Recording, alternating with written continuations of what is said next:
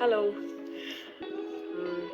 This is the first time that I'm getting in touch with you all to clarify something. And I think this will be the first time that I'll be thinking twice before I speak my heart because I'm anxious that my words might be misinterpreted. So forgive me if I take a while longer than usual to communicate my thoughts. And I'd like to do this in English.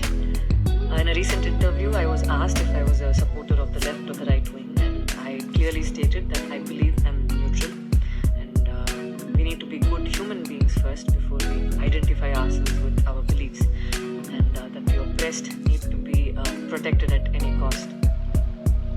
So further into the interview, I went on to elaborate on how I look at things, and I had quoted two references which had a huge impact on me and which left me traumatized for days.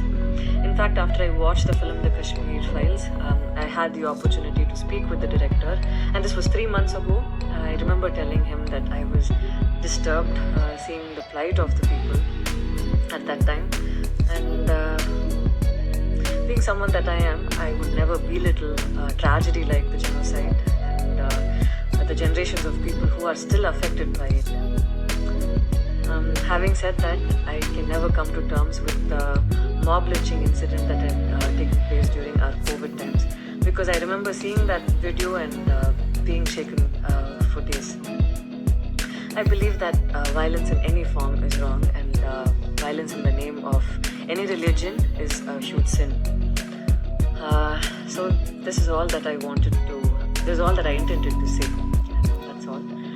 But it was very disturbing to see that many people online justified the mob lynching incident, and I don't think any of us have the right to take another person's life. Being a medical graduate, I believe that all lives are equal and all lives are important. And I hope a day doesn't come when a child is born and he or she is scared of his or her identity. And I pray that we're not heading towards that at least.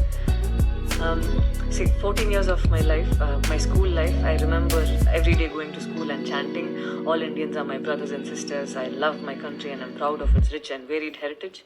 So maybe it went so deep into my head, and we as children would never differentiated each other based on culture or caste or religion.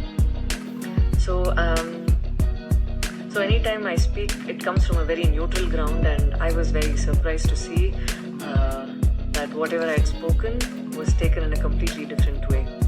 And it was also very upsetting to see that a lot of prominent personalities and websites had carried a snippet from the previous interview that I had given, even without seeing the complete interview or the genuinity behind what was said. I would like to take this opportunity to thank the people who stood by me the last few days, because I remember feeling so alone and conflicted, wondering what I did wrong, and it was heartwarming to see that a lot of people raised their voice in support of me, and I felt like they knew me for who I am. So thank you so much for making me feel like I wasn't alone. So I wish you all happiness, peace and love. Thank you so much.